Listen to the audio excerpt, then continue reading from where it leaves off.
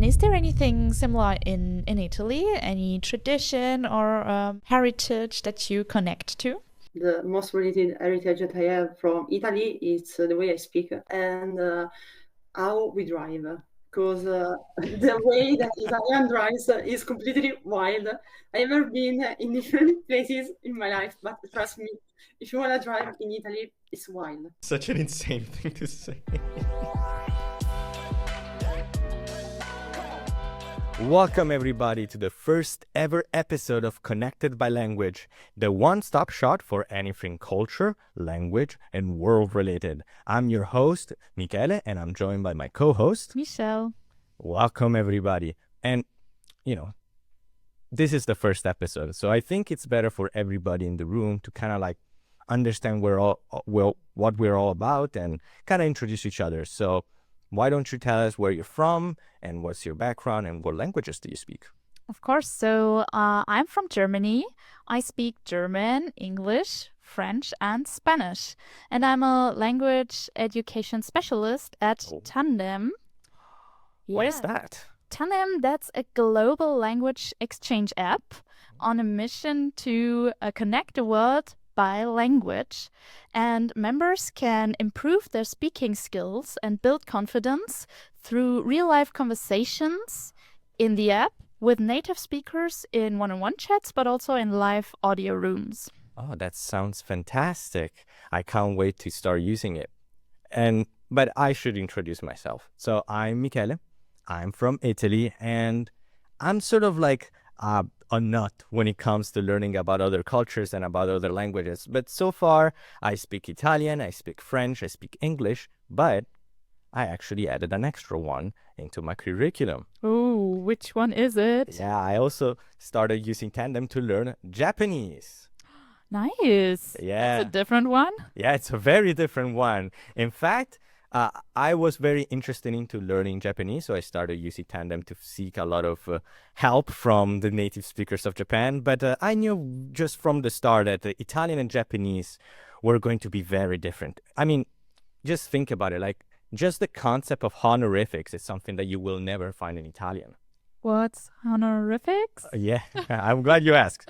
So the way that the addressing someone in Japan works is that at the end of their name, you should put some sort of suffix that basically tells the audience or the person speaking what their relationship it is with them. I'm going to give you a couple of examples. Think about it as the Mrs. or Mr. in Japan, but on a whole different level, because you could be someone which is pretty polite with san, would be Michele-san. But if you have someone like a younger kid, you can call them kun. If you have someone that is a very cute friend or something very affectionate, you can use the word chan. And if you have someone that is very high level and that requires very good respect, like maybe someone like your boss or a customer in your restaurant, you use the word sama. This is very important when talking to someone in Japan, because addressing them in the wrong way can be quite it can really shape the way that a conversation works and can lead to some awkward moments. But while in Japan they have this sort of system of changing the way that the word ends to change the whole way that you should look at a conversation, Italian has something pretty similar to this, but not for names. Okay, well, what is it then? So the way that in Italian works, there's a way called a diminutive and an augmentative. So let's say that you have the word for house. It's called casa. Got that? So if I wanted to say that something was a big house, you could say just una casa grande, which it's pretty robotic. But if you say something like casona, that basically changes the word from the inside out. It just added a suffix to basically already tell the audience, hey, this is a big house. Now, this can be used for things when it comes to size, casina, casona, or casetta is something for pretty cute, but it can actually be used kind of ironically. If someone in Italy tells you, oh, guarda che macchinona, technically it means that it's a big car, but it's also a way to tell them, oh, look at this big shot over here with a big car. It's more emotive, which is a very important element into learning Italian and especially getting that connection culturally with an Italian person. Wow, okay. So there are so many things to consider. What other things should Italian learners think about? Yeah, Italian can be a very difficult language, especially compared to a lot of different other European language. And one of the major mistakes, or at least one of the most common mistakes that people do when learning Italian and speaking it, is being attached to false friends. Ah, yeah, false friends. Yeah, especially coming from English, it must be maybe very clear what a word means, but the meaning of it can be quite different. I'm going to give you an example. Something that is like educato. Now, if I were to give you the word educato, what would you think would be the meaning in English? Educated. Well, not quite, because it doesn't mean that. It means polite. So when someone says that io sono molto educato, it means I'm very polite, not I'm very educated. So it's always very important to understand when a certain word has to be used. And I'm going to be 100% honest. As an Italian native myself, I'm fallen into this trap many times, both as trying to speak English and when I'm trying to translate things back to Italian. So don't worry if this happens to you, it happens to everybody. Another thing that a lot of people that are trying to learn Italian are kind of struggling with is the idea of implied subjects and dropped words. Now, most of the time, when you're speaking in something like French or something like English, repeating the context behind each phrase is a very good way to give clarity to the people speaking. Mm-hmm. In Italian, it's not really like that. In fact, it's very common for subjects to never get spoken in the first place and already immediately start from the verb, which is sometimes can be very deceiving, especially if you're a beginner. Like an example would be something like vado al mercato. Now, vado al mercato means I go to the market, but I never said the word I. And that's something that a lot of people, especially in their little tests, when they're doing it on school or doing some sort of exercise, they always mess up, which is okay.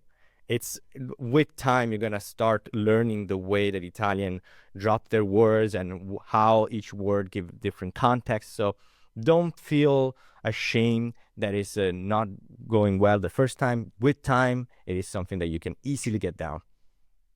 But I actually found out something interesting. Mm-hmm. So, do you know what other languages use this sort of system? I guess it's Spanish then. Well, yes, it's true. But actually, Japanese has a very similar system to this. Well, I guess they have their own interpretation of it. Okay. Specifically, they love to have a concept of minimalism when it comes to their phrases. They try to trim as much fat as possible from their phrases to go right into the point, to make sure that everybody is aware of, everybody exactly knows what the context is. I'm going to give you an example I have written here.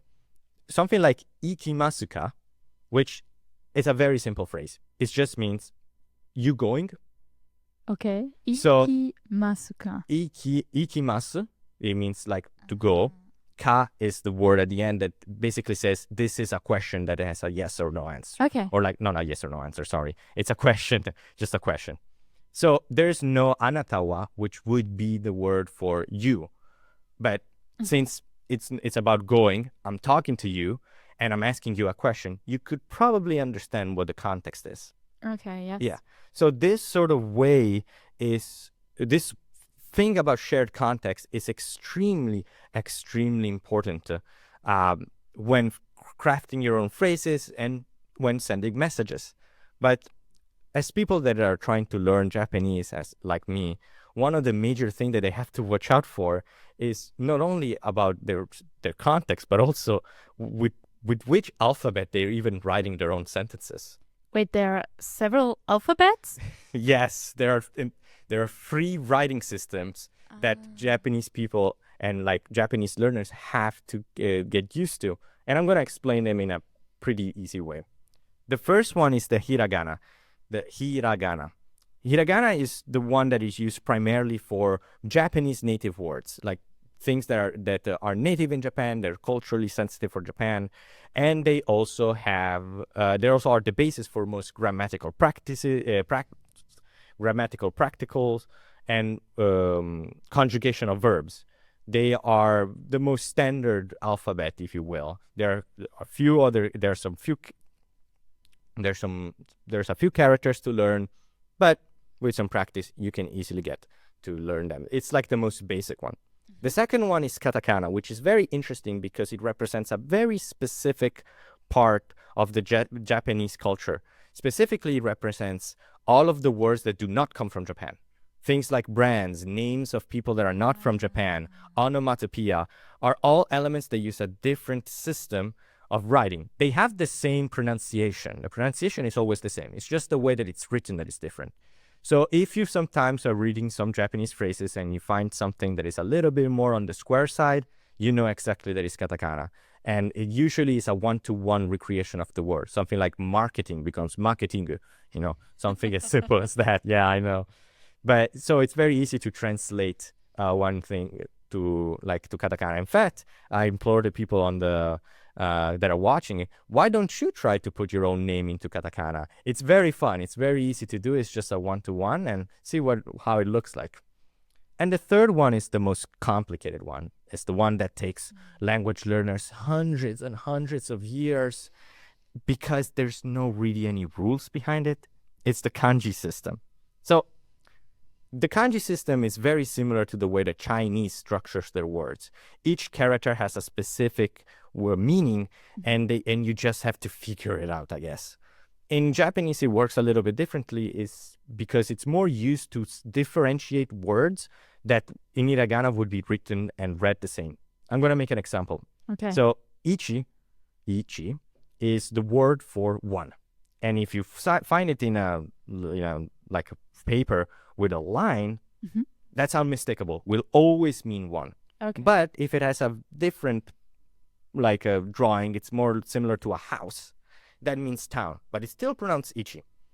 Oh, Yeah. okay. Yeah, I know. It seems kind of crazy. And that's kind of like the important thing about kanji is the fact that the way that each kanji is constructed can have completely different meaning, even though they're read the same way across different phrases. So this is something that a lot of people have to watch out for. Okay. Whew. My head is smoking from all the formalities I learned now about Japanese. Is there anything, any word, any phrase I can use in the streets of Japan? Yeah, I have one. I have a very special one for you. It's a very basic slang term, but let's imagine that you're doing something cool and a Japanese kid comes up to you and says the word yabai. Now, yabai, normally it means dangerous. Okay. Yeah, but don't worry. You don't have to fear for your life. You don't have to be worried about the child safety. Yabai is a slang term used in Japan, especially for younger kids. That means that something is awesome. It's the same thing as sick in English. Something that is sick, it's usually negative, but it's used for endearment. So when you're outside in Japan, in the streets of Japan, you if you get that word said to you, it means that you're doing something right. But now that I think about it, like all of these different words and all the different alphabets made me really want to start chatting with every single Japanese person that I know. I cannot wait to meet them all. Okay, but before you start searching your next Japanese buddy, maybe you should brush up on something else? What do you mean brush up on something else? Something that's even more important than grammar?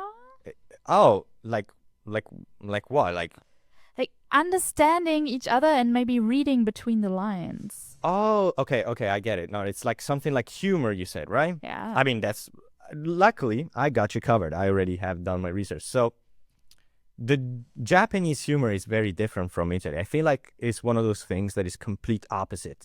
And one of the major example of this is the concept known as dajare. Now, dajare, it's literally just a pun. It's the classic English pun. And as we said before with the different alphabets, it's very easy to slot in and change the meaning of a word very easily by just the way that you draw them. So it's very easy for Japan to make puns. They are very popular amongst like Japanese dads, but also they're very popular in marketing. Yeah. Also marketing uses them a lot. In Italy, we have a word for puns. It's called freddure, but we don't really do them. The language is not really built on being slotted so easily. Instead, we have something that is called barzellette.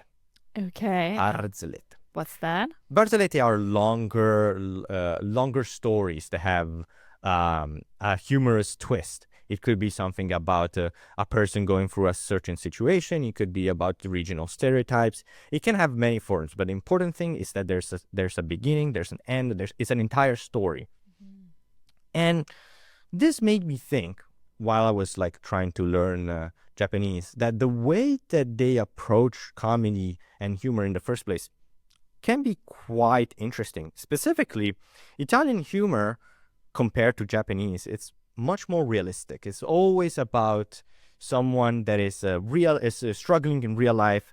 It's always about their situation and their relationship with other people. It's a very social language or social type of situation. An example would be, if you're interested in learning about Italian movies, the movies of Checco Zalone. He's a very famous Italian comedic personality and also filmmaker. Most of his stories are about him struggling with everyday life.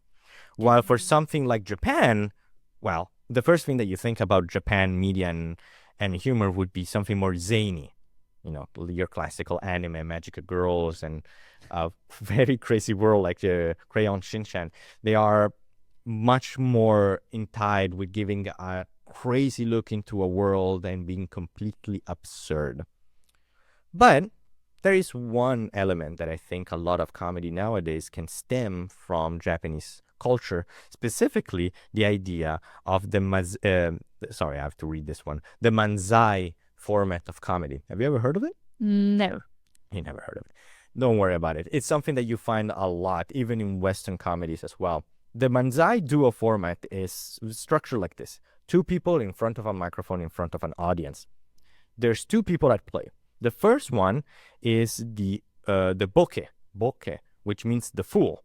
He's a character that is usually very zany, always getting into some sort of trouble or thinking of something pretty absurd. Think of it as like a SpongeBob in nowadays terms. And then there's the straight man, the person that kind of reacts to his craziness, but is more like a vessel to relate to the audience. Is someone more rational. He's more serious, and he always is the one that ends the conversation. Think about like a Squidward, you know, very jaded. And the term for it is straight man. The straight man, and in Japanese it's written as tsukomi with two K's. Okay. Tsukomi. So this sort of like back and forth has been the basis for a lot of Japanese comedies, and you can see it everywhere, both in media but also in other Western adaptation. In Italy, we do have famous duos and trios of comedians creating jokes, but their approach is much more realistic. Everybody's kind of on the same terms and reacting to the same situation slightly differently. And one other thing that is very different is that in Italy, someone like Lillo e Greg, they never kind of, by the way, Lillo e Greg is a famous duo in Italy, I have to mention it. They don't necessarily break character, like their characters and their personalities as comedians kind of stay the same. While in Japan, it's very common for characters created by comedians to be just like different. They're completely different works of art. So, you know, all of these humor, Japanese and Italian humor can be quite different. Wouldn't you agree? Yeah, I guess so. I mean, these are very different cultures too. Yeah, and there is also another place where this sort of culture clash comes. It's in the way that they write too, their literature. Okay, interesting. Tell me more about the literature then. Yeah, like Japanese literature and Italian literature cannot be like this much like opposites. But this does not mean that they never interacted with each other before. So the main way that Japan saves their literature is in the forms of short stories, specifically with their proverbs. I'm going to read how it's written. It's a koto waza. That's basically the same thing as a proverb. Short phrase that symbolizes some sort of a community or like psychological value.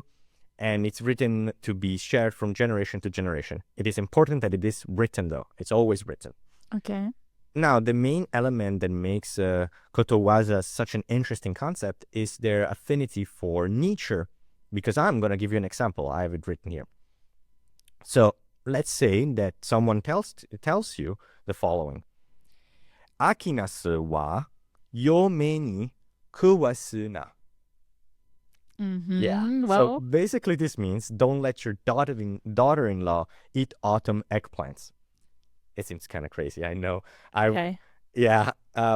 I think it takes some time to understand like the meaning behind it. Yes, not only takes some time to figure it out, but also there's multiple interpretations. Okay. Because it's something that has been given from millennium and millennium. But the basic gist of it is a phrase about being taken advantage of. Specifically, don't let someone like your daughter-in-law, someone that is technically not part of your family, eat a very valuable element. Just in very simplified terms, Okay. don't let your guard down. That's Okay. kind of like the way that it's structured. But the idea is that these very small phrases are then collected and then like kept in pretty short books or like collections of books.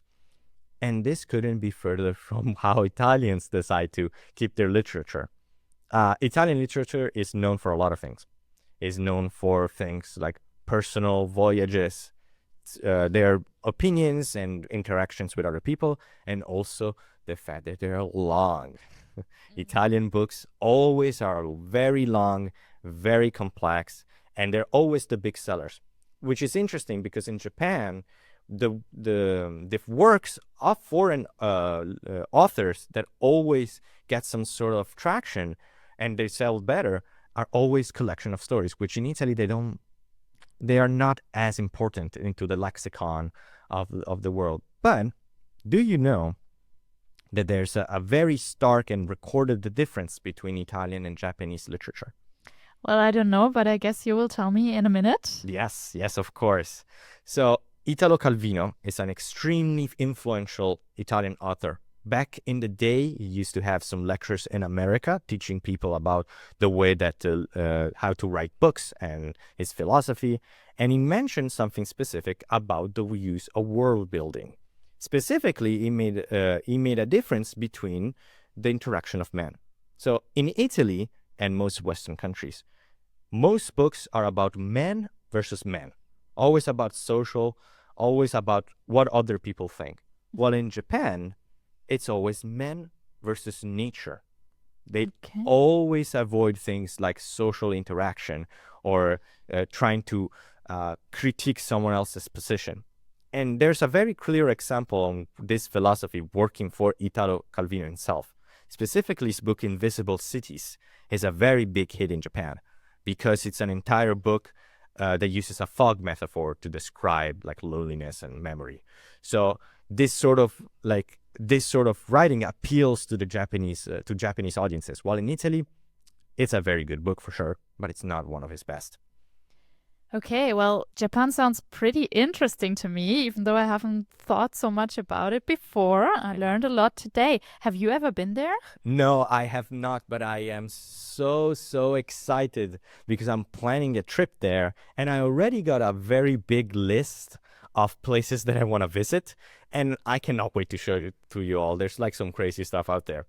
So here's some hidden places that Tokyo specifically has. I think you will like a lot of them, but let's start with something like omoide. Okay, wait a second. I think we need to repeat that a bit more slowly so everybody can make notes for the hidden places. Fine, I will. Okay, so Tokyo is known for it's known for its skyline, it's known for its food, but there are also some hidden places in the city that host a slew of incredible sites and incredible history behind it. The first one is Omoide. Omoide is specifically, it's Omoide Yokocho. Omoide Yokocho is in the Shinjuku area, which is the biggest part of Tokyo, but it's known for its very narrow alleyways. These alleyways are full of tourists and locals squeezing each other up. And the great thing is that they're all under some beautiful red lantern. So it's very iconic. If you're looking to have beautiful photos of Japan, these little alleyways are the best ones for that.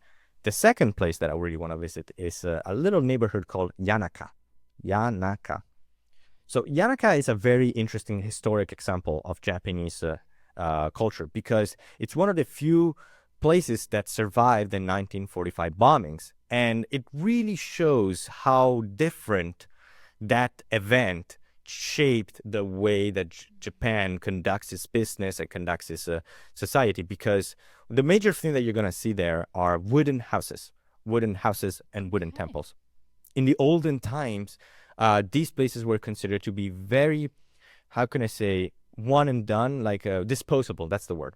They were very disposable. And so it was very easy for the Japanese government to take them down and build some other stuff.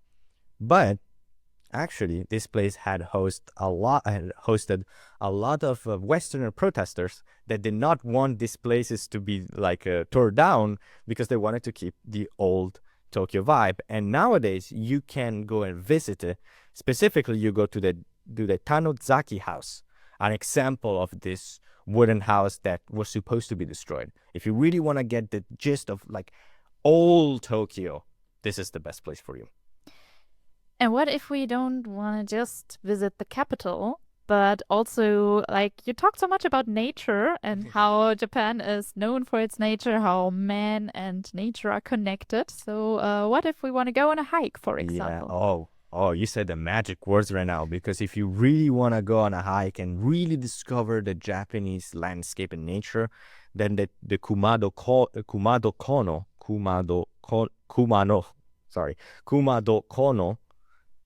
is the best place for you.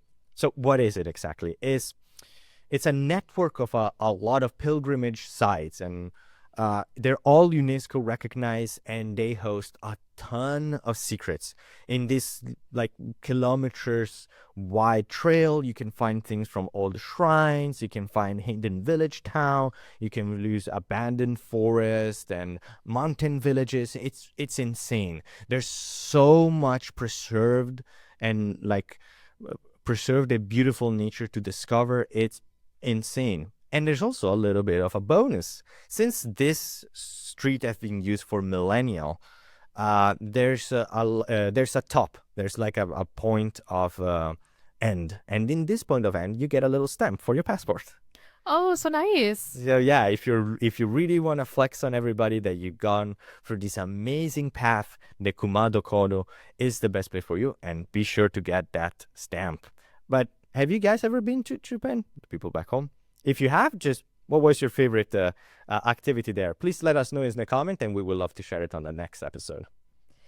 And I feel like I'm an expert on Japan now. What about Italy? We haven't talked about it in a time. Okay, well, I have done a lot of research, and I can confidently say that I found some very, very, very unique hidden Italian towns. So here's the top 3 hidden Italian towns that you should visit on your next tour of the peninsula. And make sure to take notes. Yeah, make sure to take notes. So because you don't want to miss these. So the number 1 is Bronte in Sicily. Bronte is a town near the volcanic area. And you know what that means? It means very volcanically rich minerals. And that means volcanically rich pistachios. Yeah. Pistachios? Oh yeah, you should try one of those pistachios. They are extremely good, but also extremely valuable. So valuable, in fact, that they are considered like green gold. The town is so obsessed with these pistachios that they host their own little festival around it, with a lot of artisanal people sharing recipes with it. And it's something that you don't want to miss if you're a pistachio enjoyer like myself. The second one is Voghera.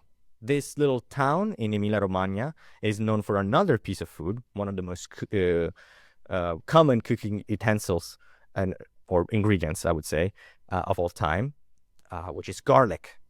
Oh. Yeah, their garlic apparently is one of the best in the world. And like Bronte, they also have their own little festival. But there's a twist. They host, I kid you not, a beauty pageant. With garlic? It- Does she or he have to wear a garlic dress, gown, or anything? I wish, but unfortunately, no. It is a normal beauty pageant that every year hosts tens of women all around the peninsula. But the winner does get some very high quality garlic. So, hey, if you're interested in getting some high quality garlic, consider enter this year's Miss Ayo, which means Miss Garlic. Yeah, I know it's very crazy, but I found that I saved the best one for last. The number 3 is Civita di Bagnoregio. Now, Civita di Bagnoregio is a town very close to where I live, actually. I'm from Rome. It's in the same region in Lazio. But it's very known for one specific thing. It's a decaying city. Specifically, it is built upon a volcanic, I would say, structure that every day gets smaller and smaller and smaller. And you can only access it through a very narrow road that is like full of like construction area. It's insane. Like you guys should really go and look at photos of this place. It's insane. But there's a very hidden secret inside this little town. Oh, what is it? There's only 11 residents in this town, but one of them is an extremely famous celebrity, specifically a non-Italian famous celebrity. Apparently, a lot of people found out that Harry Styles just became a resident of this random town. With 11? Yeah, people? with 11 people, they got it. They got a house. The mayor recognized him, and he's one of the 11 official residents of this town. I know it's insane, and like all of these towns have so many crazy stories, but none of these compare to one of the most crazy initiatives that a little town in Italy has made. Let's call it this as more like a bonus house. So there's this town in Sicily that have decided to kind of fix their aging population problem. Maybe you've heard about it. Have you heard about the €1 house? Oh, yes, I have heard about it. Yeah, the €1 house started in Sambuca di Sicilia, another Sicily town that offered people in Italy the ability to buy a house for €1, especially in a time where real estate became super mega expensive. There are some catches. First of all, you still have to pay a deposit for it. And second, they are abandoned. So you kind of have to do a lot of work to get it shipped up and ready to go. And they also ask you to be present when it comes to business, because the main problem that they had was aging population and not being able to access a lot of resources that the bigger cities have. So a lot of towns started to do this way, but Sambuca di Sicilia was the original one and is still regarded as the one that started this entire trend. And did you know that there's a movie about it? It's called La Dolce Villa. And if you want to polish your Italian out there, if there's somebody listening, practicing Italian, you might just watch it in Italian. Yeah, I haven't watched the movie, I have to admit, so I don't know exactly how it's going, but it sounds like a very fun premise for a movie, I have to admit. Yeah. But man, with this trip and Italy and Japan, this is going to be awesome. I'm going to have such an awesome summer, but I'm going to be honest, Michelle, I'm not 100% sure about my abilities to speak the language and to blend in as an Italian to the Japanese culture. Well, don't be worried. Actually, we have an expert about Italian and Japanese culture here. Wow. Why don't we ask her about her experience, how to learn the language faster? Oh, that sounds fantastic. Yes, we have a guest, Laura, with us, who will talk about Italy and Japan. She's an expert for both cultures, so let's welcome her here together. Hello, nice to meet you. Hello. Nice to meet you too. So, Laura, tell us a bit about you. You're known as a cultural expert in both Italian and Japanese traditions. So, how did that journey begin? So, I'm born in Italy, so of course I have Italian heritage. But since when I was a kid, I decided to study Japanese. I tried while going to high school. Then after high school, I chose to study in Naples. to cultural and languages expert university. I choose Japanese and Chinese. Then I started to this journey about Japan and China. But more or less, I'm halfway.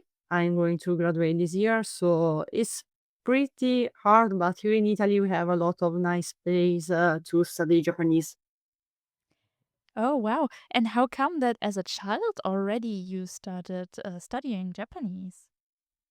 Because when I was a child in Italy, we used to see a lot of Japanese cartoon called anime in TV, like Dragon Ball, One Piece. And besides, my father used to travel a lot for work, and he went several times in Japan and comes back with a lot of gifts, souvenir, and I fell in love with some of them. Like I wanna be in this place too, so I started to look on internet how Japan is, and I fell in love with this country Nice. immediately almost. That's a good start, actually. If you want to communicate with people there, you learn the language. Nice. And what does the polyglot lifestyle look like for you in the day to day?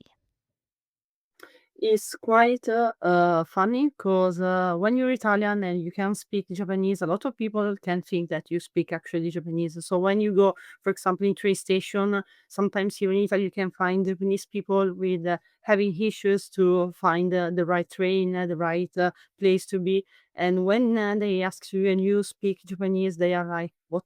Really?" They are taken aback, but it's pretty nice because you can just speak with a lot of people and know them better because Japanese people are the kind of people that you can understand more if you speak their languages because it's a big culture and some big things are only understandable if you know what they mean in their native language.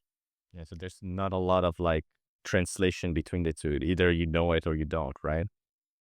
Yes, some main cultural stuff can't be translated.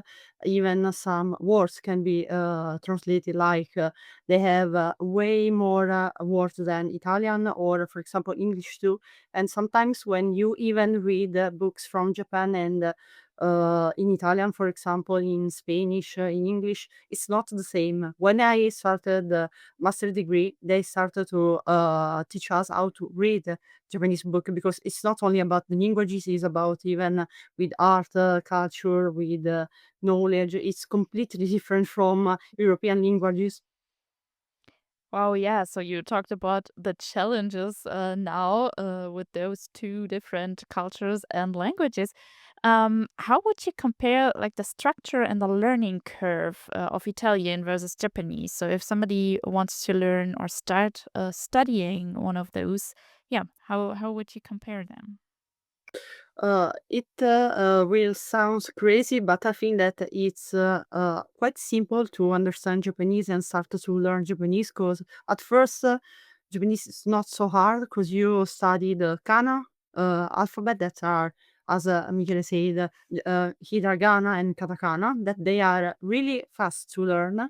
But the point is kanji, because they are quite long to memorize, but they are pretty important because some words in Italian are not the same of Japanese, and they are in Japanese they have a lot of words that are the same sounds. So you use these ideogram to make people understand what you're referring to.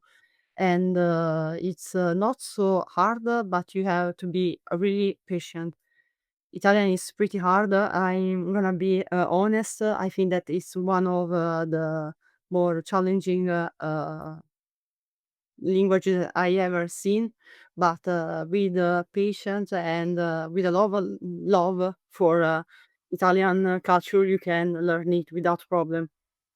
That's super interesting. I think I've never heard that before. Somebody saying Italian being one of the most challenging culture languages to learn.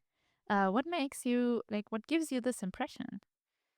Because while in Japanese verbs and sentences are quite always the same, in Italian we have different kind of sentences, and worst of all, we have a lot of flexive verbs. Way too much. We have too many problem with verbs and adjective that Japanese doesn't have. Especially other Asian languages, they are way more simple for us. But the worst of all is when you comes to Italy, it's up to where you go, because we have so many dialects that change a lot. We have standard Italian, but it's difficult to use an Italian, a standard Italian. We usually use a dialect, and it's pretty difficult to understand. For example, a person from Milan speaks completely different from a person from Sicily, and they can't understand each other. Even some words completely change. And in Japan, it's not like that. Yes, in Japan they have different dialect, but it's not so hard to understand each other. It's funny when you go to like there's this online dictionary called Jisho for Japanese, and you go for like a verb, the amount of like information is it's a lot less than Italian. In Italian, you see like this massive amount of like like different times and different, and the person like like it's insane how many ways you can have one verb in Italian compared to Japanese. Yeah.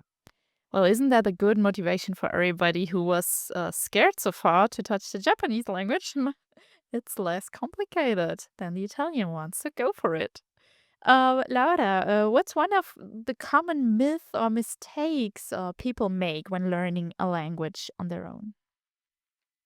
I think that they doesn't do a lot of reading. I think that reading is the best way to learn a language, especially if you do it on your own. If you try to take lessons, it's fine. But if you wanna learn languages alone, you need to read a lot to understand how the phrases work.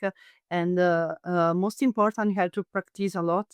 You have to talk a lot with the native speaker. I think that native speakers are the best because, for example, as Italian, I usually prefer to speak with Japanese people and not with other Italian that are trying to learn Japanese, because it's not the same. I'm sorry to say that, but a native speaker is always the best to understand, especially if they don't speak your languages, so you are more in more motivated to understand them, because they can't understand you, so you have to find a way to make them understand. Okay, yeah, that makes a lot of sense. So for everybody who is thinking now, well, how should I or could I find a native speaker? This is the moment to remind you of where we are working actually Okay. at Tandem. So it's a language exchange app, and you can find native speakers of all the world languages there. Nice. Is there anything that surprises people when learning Japanese? Mm, a lot of things, but I think that the biggest surprise is how fast you can start to speak Japanese. It takes like 1 or 2 weeks to start to talk, but not in a deep way. But you can usually speak in Japanese in 1 or 2 months with native, and you can keep going with grammar, with um, verbs, but the biggest part is the start. So if you start well, you will not have a problem with the Japanese. And maybe the culture, because people always thinks that Japanese people are distant, are cold, but no. At first, yes, because they are quite reserved as person, but then when you become friends with them, they are so warm. They are always joking. They are really, really nice as heritage. Well, I'll need to take that into consideration when I'm trying to go on tandem for figure with Japanese people. I was already prepared to write them as like colder, and I was about to change my approach, but thank you for the heads up. I didn't know that. So And it's a really good motivation as well to know that you can start early actually talking to natives. It's not the case in every language, so it's a really, really cool thing and a motivation for people to continue or to even start learning. And so maybe after a while, you can even find a much deeper connection with different cultures Yeah. that way. So it's always nice to get over that like a barrier of entry into speaking with a person that is native. Everybody is scared of it because what if I'm not good enough? But you'll be surprised, even not only for Japanese, but for other languages, especially Italian, how like how easy it is to start a conversation with someone native and you can start to understand them, especially an Italian. If someone speaks Italian, oh my God, you speak Italian, that's crazy. They are very, very excited to help you out. So don't be afraid to talk to someone native, even if you're not as confident. You're a lot better than you think. Yeah. And don't underestimate how much it will boost your confidence as soon as you have, got that challenge, worked out that challenge. So, talking about work, actually, Laura, what's your experience when or with the work culture in Japan versus the work culture in Italy? Okay, so first of all, Italian are quite nice to work with. They are always happy to be in a group of people and socialize. Japanese people at first are more reserved, but then they warm up. But I think that the most challenging thing to work with both Japanese and Italian thing is be on time. I'm sorry to say that, but yes, it's true. Italian people are not always, but most of the time, late, and but not everyone. For example, when I'm on time, I always meet with the Japanese team, and they are always, "Why you Italian are always late?" And I'm sorry, I don't know why, but Don't worry, I was late today as well. So the stereotype, as known as it is, it does have some sort of truth to it. Hey, it's a part of the Italian humor after all. It's funny because it's true. So Okay, so you better be on time if you meet with Japanese people then for a work meeting, I guess. So that's something to remember. And what should someone know before looking for jobs in Italy or in Japan? Is there anything specific? yes, in Japan, you have to be really aware of what kind of job you want to do and the kind of documents you have to take before gain the contract. Because Japanese government is quite strict about having people come in Japan to work. But in Italy, it's easier, but you have to be aware of your kind of education. Because in Italy, we have a strict system of education system based on what kind of university you did. We have different classes and number for years of studies, and we have bachelor degrees that is 3 years, and we have master degrees that is 2 years, and after all of that you get your degree with a class, and you can get your job between these classes. For example, if you want to be I don't know, a teacher, you need to have several classes, and if you don't have one of them, you can't be a teacher.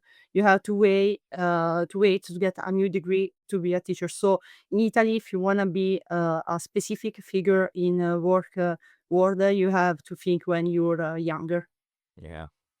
Yeah, there's a lot of pressure, especially when you're young, to already know what kind of career prospect because the amount of different documents that you need is simply insane. So a lot of times people don't really have massive changes in careers pretty fast. So, but I mean, the great thing about the system is that once you're in and you love it, you're gonna have a lot more protection, and you're gonna be with around the people that are as passionate of you. That's one of the other things that I think Italians are really good at in the workplace. They may be late, but they're very passionate about what they're doing. So you're definitely not gonna forget them, or they're gonna be very involved, even going out of their way to make sure that projects are made on time, or that their classes are done with the utmost amount of effort. So I would say that's also something to be considered when it comes to work in Italy.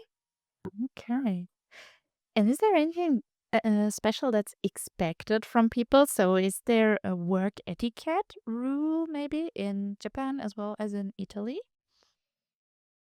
In Japan, to work more hour. I don't know why, to be honest, but in Japan they have the idea that if you're supposed to work, for example, 3 hours, you have to go for more hours.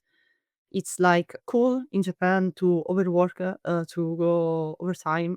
I don't get why. I'm sorry, but it's like an etiquette that they have. And in Italy, I think that it's to be nice with your coworkers, because here in Italy, they don't judge about the age. For example, in some workplaces, you can find 20 years old get along with 61, for example, and they help each other. And for my experience, it's not always the same. For example, in Japan, if you get along with an older man or women, you have to be really respectful with the grammar. You have to be aware that you have to follow an important etiquette. But in Italy, it's way easier to get along with your coworker. Yeah, it's I've heard a lot of stories from my end in Italy of some of the craziest like combinations of people going to getting a coffee. You would find all sorts of like different setups and like different gangs of not gangs is not the word, but it's a lot of different people all around, all different ages and status. Like sometimes your boss is not considered that much of an external like amazing like someone that's like a otherworldly person. It's like a person just like you. It's a lot easier to relate to your boss sometimes. And one of the other things is that since it's more social, there's a lot more opportunities to like get coffees with your coworkers and drink during the day, like during the day. So it's a much more inviting place. Well, sometimes, there's always, it depends on boss, but it's a lot more likely that you find genuine like like long life friends in your workplace. I would think in Japan is a lot more structured and a lot more hierarchical, which, it creates a lot of very talented people in the workplace. So there's nothing wrong with it, but it does give that like a vibe that the amount of connections that you will have to your coworkers, even though you're going to work a lot more hours, you're going to be there for a long time. They're not going to be as strengthened as someone like an Italian team per se. Okay. And some people might be interested in working remotely as well. For example, if they want to move to one of those countries or want to live there and then get the chance to travel around a bit to get to know the country while working. So, do you know how remote work is handled in those two countries? And are there any differences? It's a lot different because, for example, in Japan, it's quite common, and most important is older than in Italy, because in Italy we started the remote work while COVID-19, because office were closed, so we had to find a way to work. And since then, not all the office kept the remote work. We usually have, for example, the most basic one in present, because they don't. In Italy, we have a lot of older elder people, so they don't use a lot of technology. So we have to be in present for elderly people. But in Japan, more or less, all the people can use technology, and they use remote work. A lot before Italy. So it's pretty common to find hybrid works like 3 days in office, two at home, or more or less the same. It's more or less like in all Asia, but in Italy it's not so common. It's more, for example, if you work with the STEM, for example, if you're an technician, stuff like that. But if you're, for example, if you're supposed to work with elderly people or in public office, you have to work on site. Yeah, that makes a lot of sense. I mean, it can happen with a lot of jobs as well, but it's good to know that in Japan, also elderly people can handle the technology. It's not the case so much in most European countries. So It's funny because in a lot of media, at least like the ones that you see in anime, they always portray Japan as being a country that is pretty behind on like technology in general, not just like the elderly versus the new. Like they're still using fax machines and abacuses during their like time and like as an accountant. So it's something that I think a lot more places should update them, because a lot of the world still thinks that they're a little bit behind. But if they can figure out work from home a lot sooner than a lot of different countries, it's that's something very impressive. So yeah. So we're already touching the topic of culture here, culture and tradition, maybe. Laura, which Japanese traditions do you personally connect with most? There are a lot that I really like, but maybe the best one for me is the love for nature. Because it's not like for European people, like, yes, I love to go to nature to make hikes. No, it's completely different. It's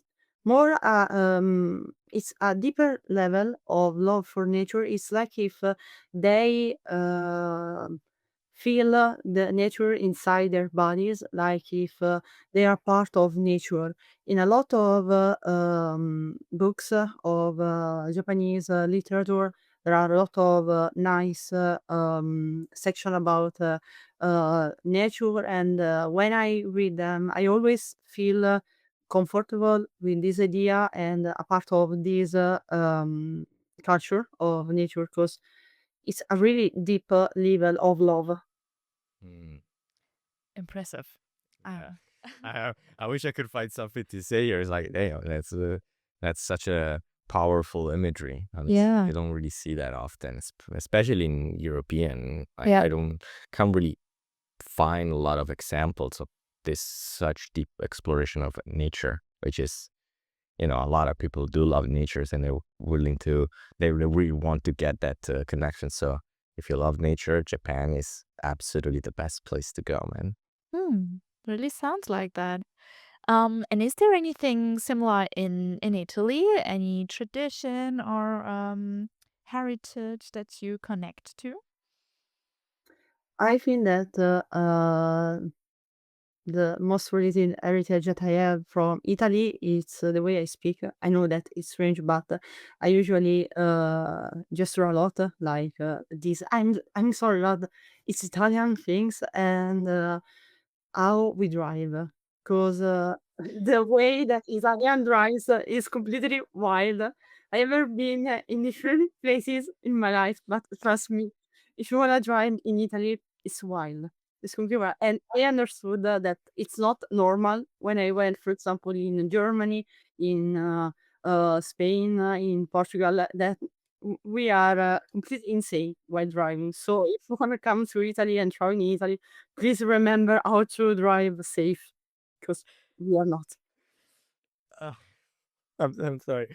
That is such an insane thing to say. But it's a good tip, I mean, for the rest of the world to know.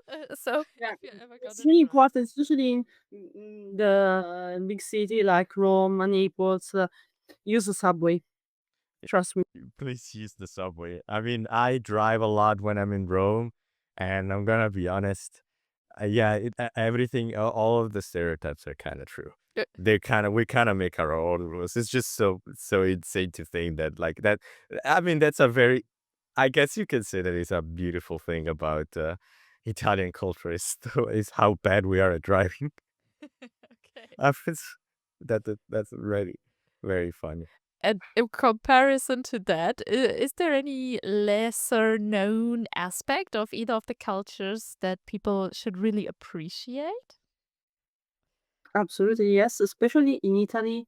I know that it sounds strange, but the different kind of sea that we have, for example, if you go to Mediterranean Sea, is completely different from the other side of Italy and the color of the water.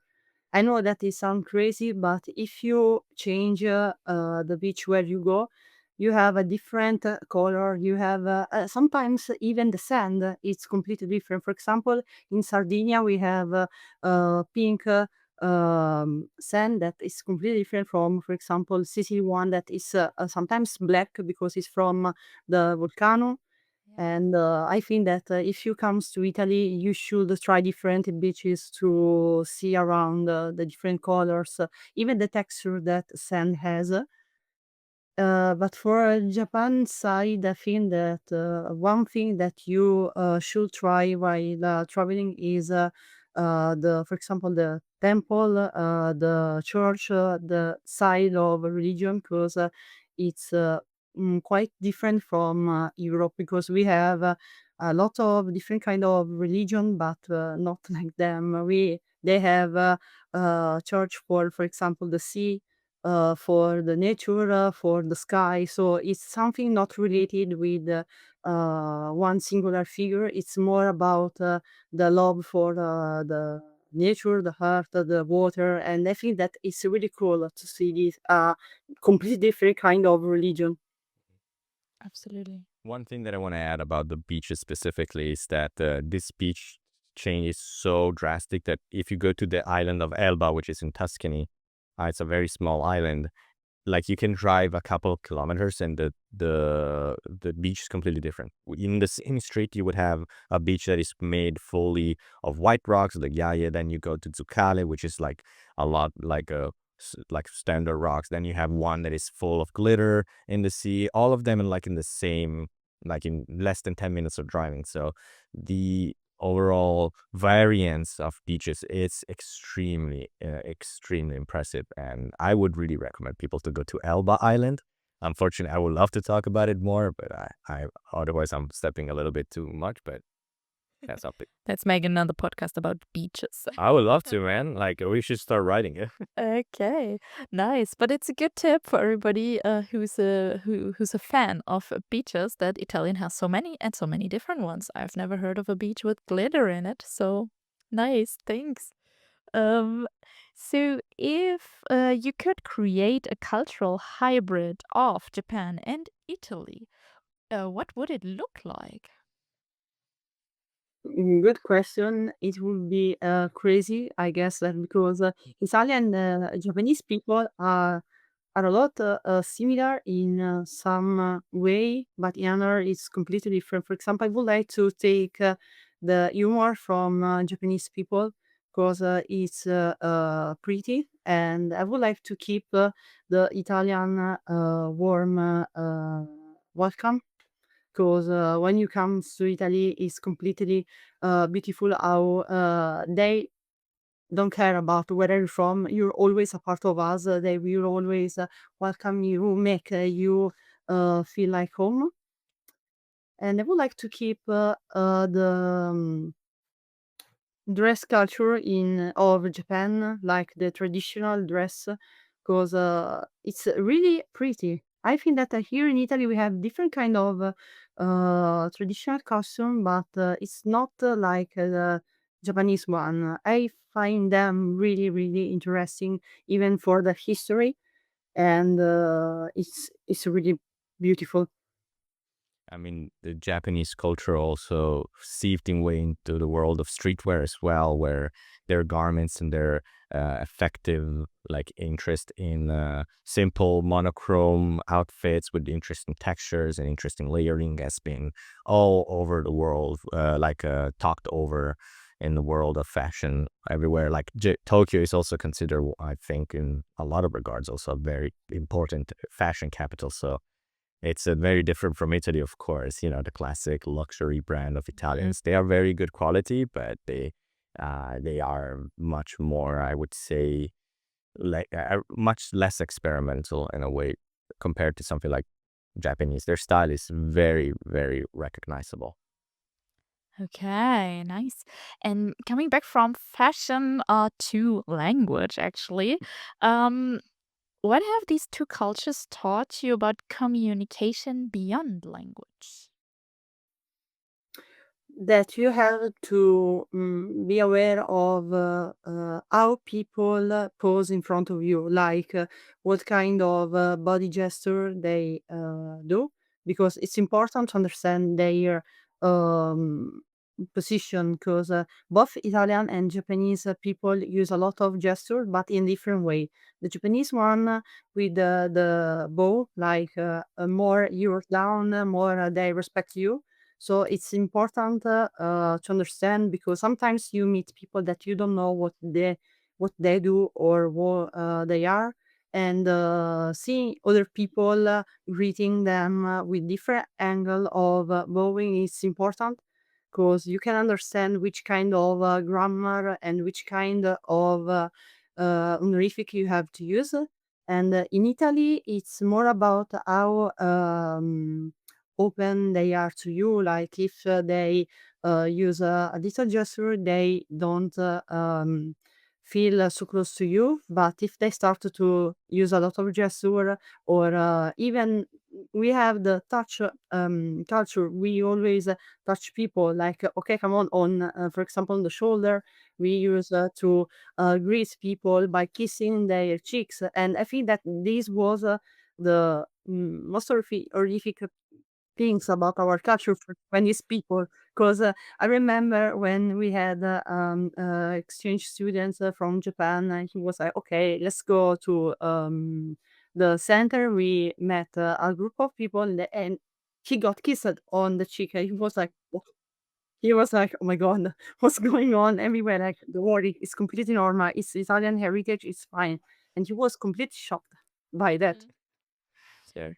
It's fine as you're prepared for it, I Yes. guess. Okay. As we're coming close to the end of the podcast, is there one piece of language learning advice that you think applies across all cultures? I feel that you have to be a lot of open-minded and love the challenge to learn new languages, and try to stay strong, because sometimes it can be hard. You can feel to lose your patience, but you have to keep it up. Yes, thank you so much, Laura. So you heard it all, guys and girls out there. Stay strong. Keep learning your languages. If you want to have exchanges about languages, about culture, Tandem is the place for you. You might check it out. You can have one-on-one chats with people, or chats with a lot of people in our live audio rooms, and a community of language learners is awaiting. Yeah, that's such a nice ways to um nice words to live by, I would say. But thank you so much for joining us today at the first episode of the Connected by Language podcast. If you have enjoyed, please subscribe if you're watching on YouTube, or follow us on our socials. You can find them on the links depending on your platform. And if you have nice stories about either your Japan or Italian adventures, or simply what sort of other different languages or cultures you want us to explore, just leave a comment. There are also comments on Spotify and YouTube as well, so and Apple too. So everybody is welcome, and we will be very interesting in learning more. So thank you so much again. I've been Michele, And I'm Michelle. and we see you all on the next episode. Bye bye.